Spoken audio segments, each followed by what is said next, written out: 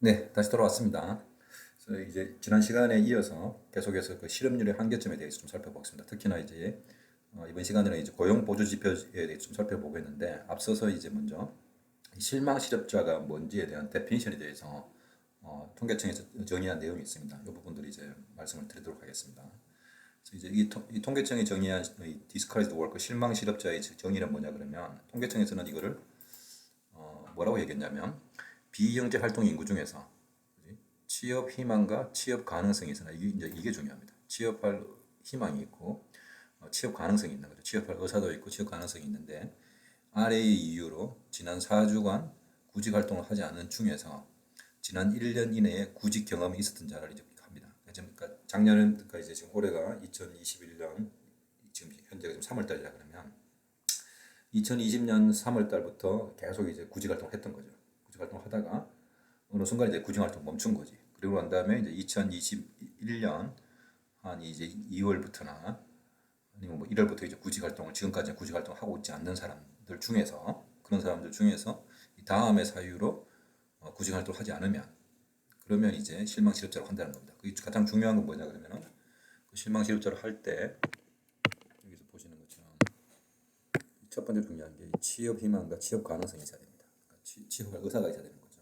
그리고 이제 비경제 활동 인구에 속하는 사람들 이런 사람들을 이제 비경제 활동 인구는 누가 속한다고 그랬죠? 그러니까 이런 사람들입니다. 우리 앞에서 본 것처럼 비경제 활동 인구에 있는 사람들은 보시면 이런 이유로 그지? 비경제 활동 있는 사람들은 이런 이유로 지금 비경제 활동에 구분되어 있는데 이 사람 중에서 취업할 희망이 있고 그리고 취업할 가능성이 있는 거고 예를 들어서 지금 육아 활동에 전념받은 사람들은 뭐 취업할 희망이 있더라도 의사가 있더라도 취업할 가능성은 없는 거죠. 애를 돌보지 않는 애를 다른 사람한테 맡기지 않는 이상 그지 가사 활동도 마찬가지입니다. 여러분 교육기관도 물론 여러분도 이제 공부하다가 중간에 그만두고 일할 수 있지만 대부분의 경우는 그렇지 않죠, 그지? 이쪽도 아니고 나이가 드신 분들도 하고 싶지만 할 수 있는 게 아니고 심신장애 아프니까 할 수 있는 게 아니고 진학 준비도 마찬가지고 취업 준비도 마찬가지겠죠. 이 부분은 좀 가능성이 있네요, 그죠? 근데 군입대도 군대 가야 되니까 그래서 주택에 실망 실업자가 나올 수 있는 가능성은 비경제 활동 인구 중에서는 주로 시어스에 있습니다. 제가 말씀드렸지만 시어스의 인구가 굉장히 많다고 그랬죠. 여러분들 이제 통계청에 가서 이 시어스에 누가 시어스에 있는지 한번 확인해 보십시오. 나중에 제가 한번 보여드리겠습니다 숫자를. 그래서 이제 저는 이제 비경제 활동 인구 중에서 통계청이 이제 작성했던 그 통계청이 정의하고 있는 실망 실업자는 들어가는 비경제 활동 인구 중에서 주로 우리가 좀 생각해 보니까 시어스에 있는 사람이 많을 것 같은데 그 중에서 취업할 희망이 있고 취업 가능성이 있는 사람들 중에서 다음 같은 사유로 이제 지난 1년 동안 구직 활동을 하다가 이제 최근에 이제 한 4주 동안 구직 활동하지 않는 사람들 최근 4주 동안 구직 활동을 하지 않아야지 지난 1년 동안 구직 활동을 했지만 지금 최근 4년 동안 구직 활동을 하지 않아야지 그지 비경제 활동 인구로 구분되겠죠. 그런 의미에서 사실 이거는 반복되는 말이겠네요. 그래서 이제 이런 이유입니다. 주택에는 구직해봤는데 지난 1년 동안 구직해봤는데 일자리를 찾을 수 없어 실망해서 이런 사람을 보통 이제 실망 실업자라고 이야기합니다. 실망 근로자라고 이야기하죠.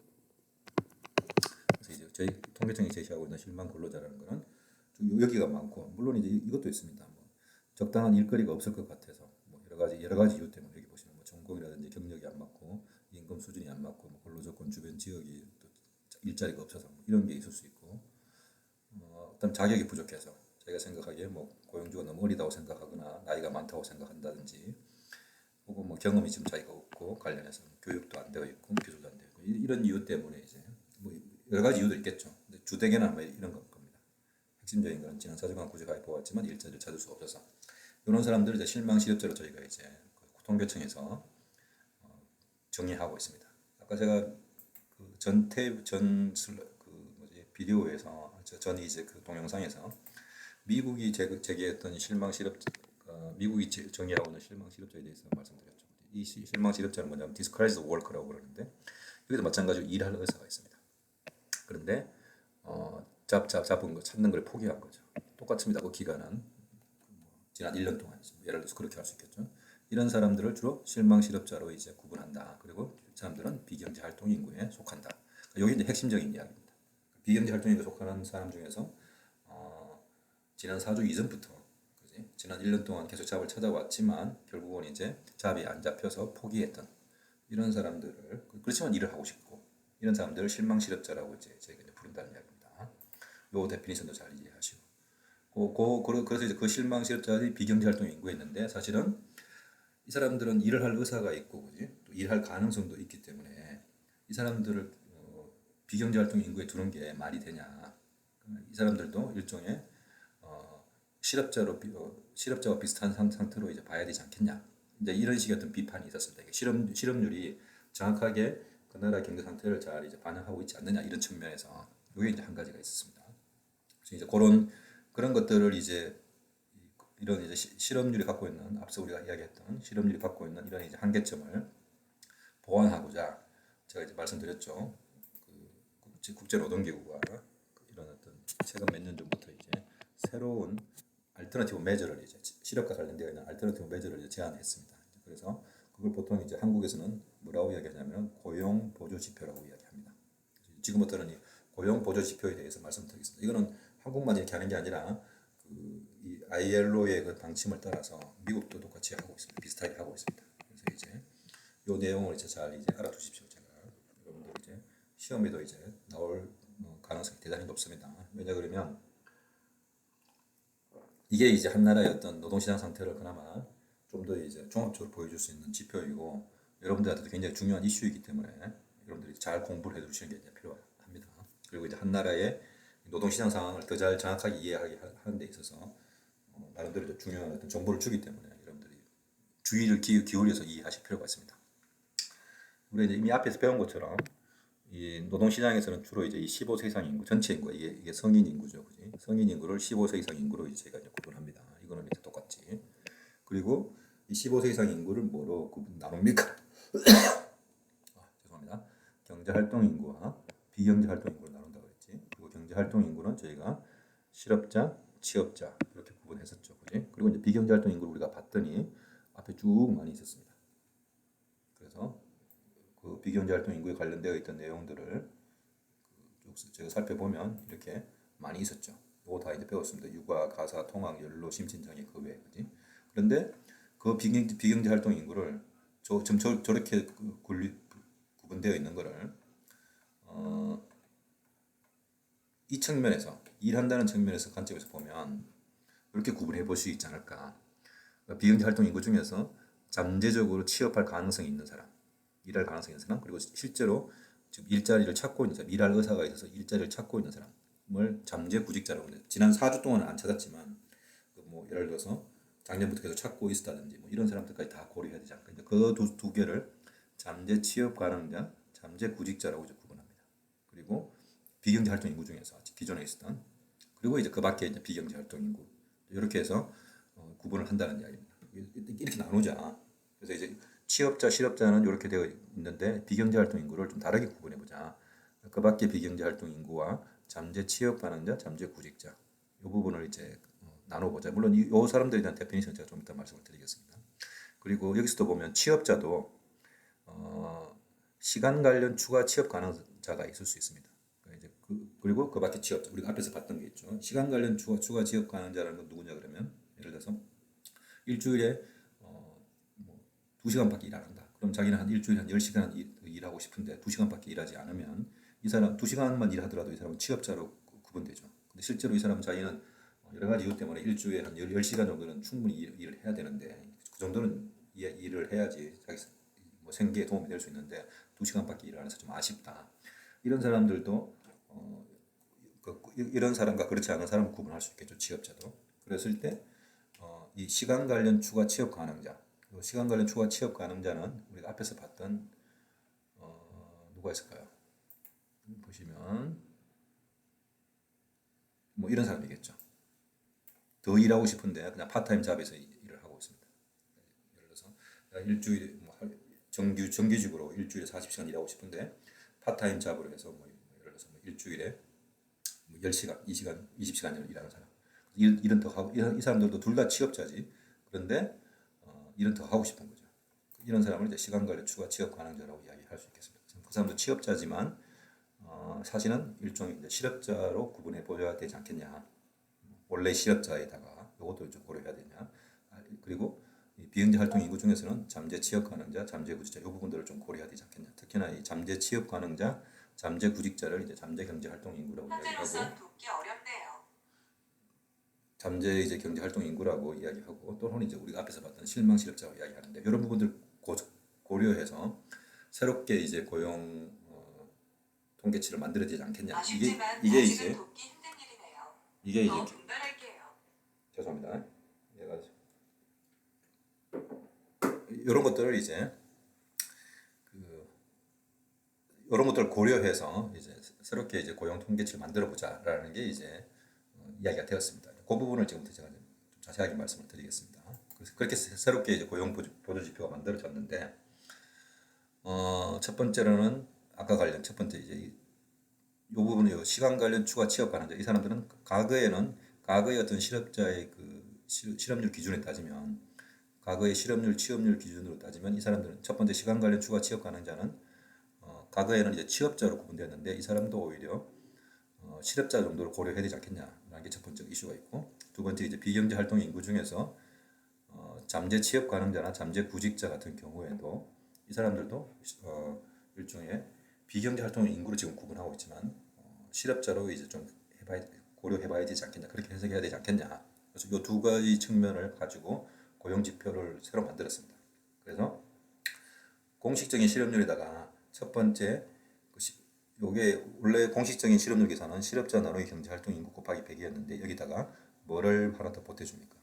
시간 관련 추가 취업 가능자도 실업자로 이제 보태서 고용보조지표 1이 만들어집니다.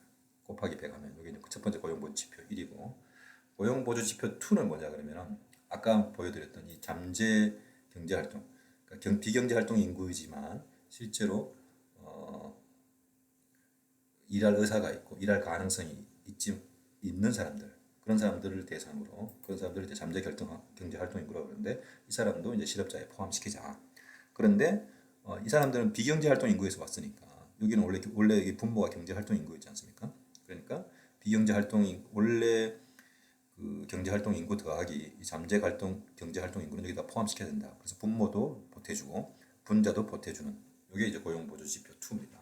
이렇게 하나 만들고 고용보조 지표 3는 뭐냐면 이 두 개를 합친 겁니다. 그러니까 분모는 아까 말한 것처럼 원래 경제활동 인구 더하기 잠재 경제활동 인구를 하는 거고 분자에는 시간 관련 추가 취업 가능자 그 원래 실업자에다가 시간 관련 추가 취업 가능자도 더하고 잠재 경제활동 인구 이 두 개도 더한 거죠. 이걸 다 더해서 고용보조 지표 3을 만들었습니다. 그리고 실제로 이제 통계치를 이제 계산을 해봤습니다. 그게 이제 보시면 2015년부터 이게 이제 통계청에서 계산을 하기 시작해서 2020년까지 나와 있는데 2015년에 보시면 우리나라의 지금 실업률이 2015년에 보시면 3.6, 2016년 3.7, 2017년 3.7, 2018년 3.8, 2019년 3.8, 2020년 4.0. 작년이 이제 그 실업률이 가장 높았네요. 지난 이제 만 6년 동안 보면 마치 근데 이 실업률 이 데이터만 보고 있으면 우리나라의 노동시장 상황이 그렇게 크게 변동이 그렇게 없는 것처럼 보입니다. 그러니까 뭐 작년에 조금 이제 실업률이 실업자가 좀 증가해서 좀 이제 노동시장 상황이 안 좋아진 것처럼 보이지 이렇게 크게 많이 큰 변동이 없는 것처럼 보입니다. 그죠? 이 실업률을 어떻게 계산했습니까? 여기 나와 있네, 뭐지? 실업자 나누기 경제활동 인구 하면 실업률 계산이 되죠. 여러분들 하나만 이제 한번 해볼까요? 연습 삼아서.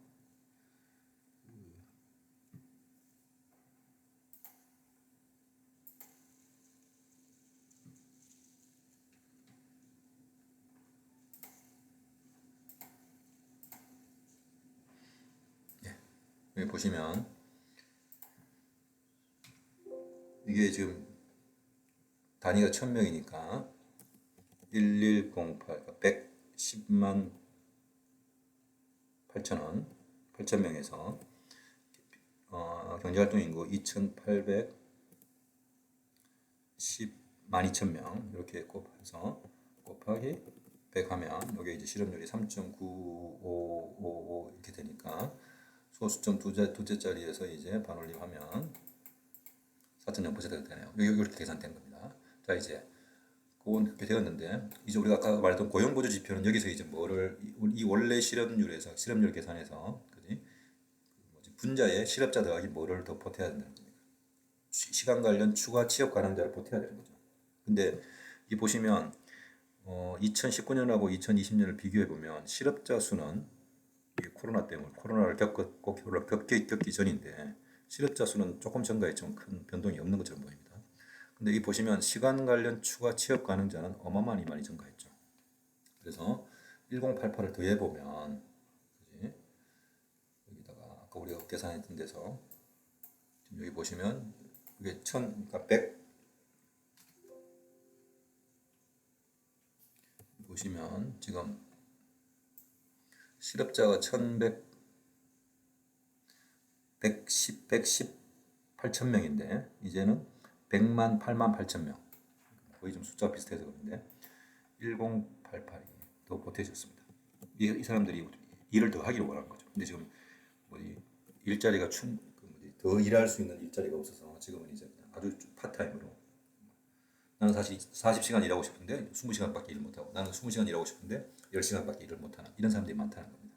그 사람까지 고려해주면 이제 이 사람도 사실은 이제 이런 사람들 지금 일을 하고 있기 때문에 1시간 이상 일을 하고 있기 때문에 취업자로 구분되었는데 만약에 이 사람들까지 일을 더 하고 싶은 사람들까지 취업자 구분하면 그렇게 고용보증 지표를 계산해 보면 7.9%가 된다는 거예요. 7.8%가 나왔네요. 이게 뭐 아무튼 약간 숫자 차이가 있을 것 같습니다. 그래서 이제 이게 지금 7.8% 9%가 됐다는 이야기입니다. 고용보증 지표 1위. 그게 지금 이렇게 계산한 겁니다. 첫 번째 거. 그지? 두 번째 이제 고용보증 지표 2는 뭐냐 그러면 분모 분자의 이 실업자 계산할 때 그지? 그러니까 실업률 계산할 때 실업자 나누기 경제활동 인구 곱하기 100 했는데 이 분모 분자의 이 고용보증 지표 2는 뭐를 보태줘야 됩니까? 잠재 경제활동 인구 이 사람이죠. 잠재 취업 가능자.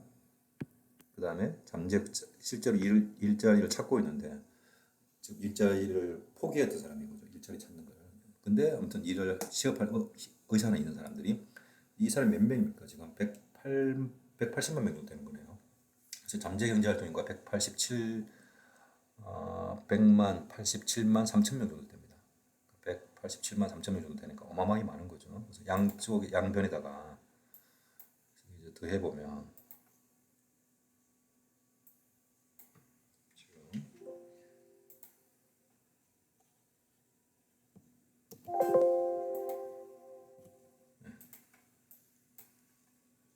지금 이게 이제 고용보증 지표 1을 계산하는 거였고 이거는 이제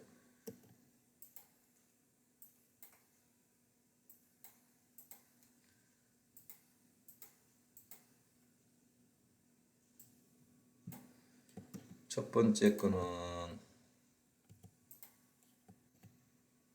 자 이제 여기 제가 지금 첫 번째는 원래 오피셜 실업률을 계산하는 방식이었죠. 실업자 나누기 원래 오피셜 실업자 나누기 경제활동 인구를 해서 그래서 얘가 나왔던 게 뭐였냐 그러면 4% 나왔던 거였고 두 번째는 여기다가 이제 뭐를 더했습니까?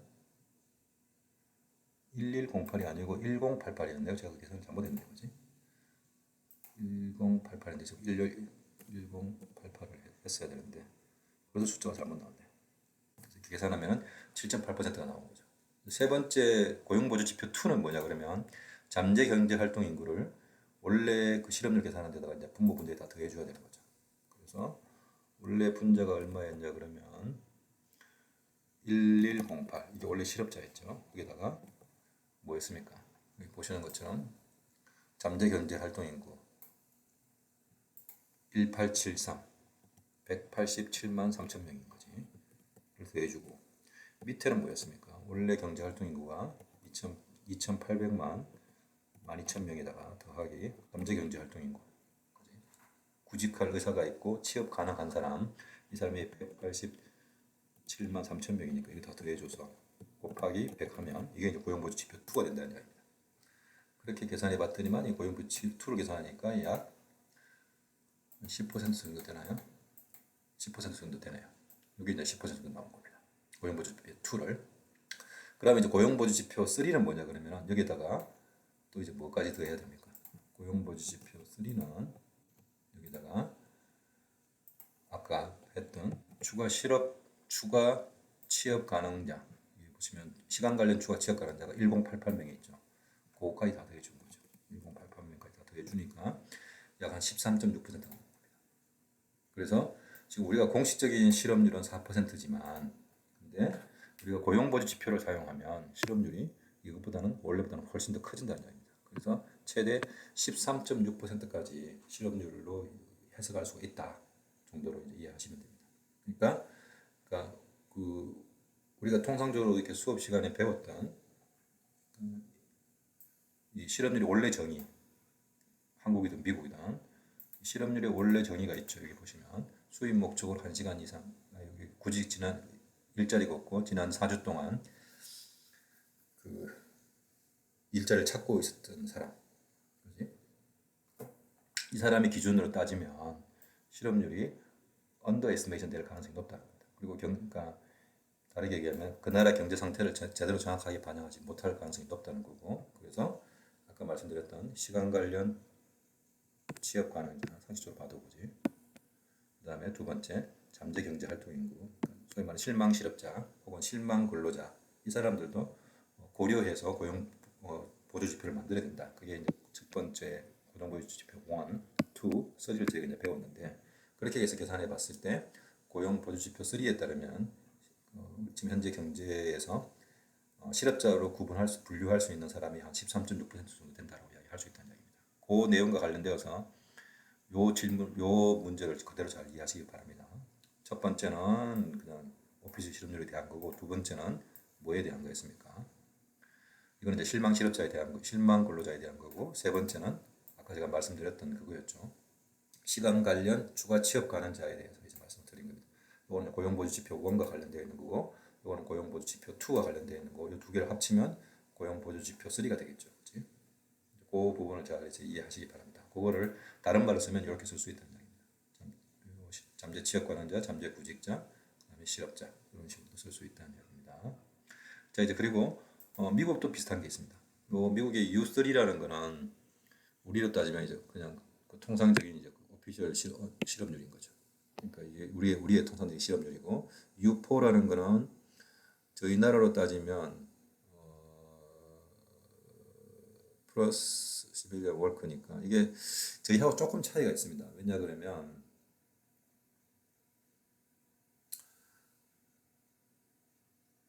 아마 U5가 저희 나라로 따지면 고용보조지표 2가 될 겁니다. 보조지표 2가 될 거고, 얘는 저희 나라 따지면 고용보조지표 1하고 좀 약간 차이가 있습니다. 그리고 U6가 저희 나라 따지면 고용보조지표 3가 될 겁니다. 여기 보시면 여기는 total unemployed plus all other persons marginally attached to the labor force, 그 다음에 플러스 total employed part-time for economic reasons, 여기가 한국으로 따지면 추가 시간 관련 추가 취업 가능자입니다. 그 다음에 분모를 보시면 여기 보시면 플러스 all persons marginally attached to labor force. 그러니까 여기서 이게 이제 한국 기준 저희 나라로 고용 보조 지표로 따지면 이게 이제 U6하고 볼 수가 있습니다. U3는 그냥 우리나라로 따지면 통상적인 실업률, U6 같은 경우는 저희로 따지면 고용 보조 지표 3 정도 비교해 볼 수 있는데, 그거 가지고 이제 일단 비교를 해보면 여기 보시면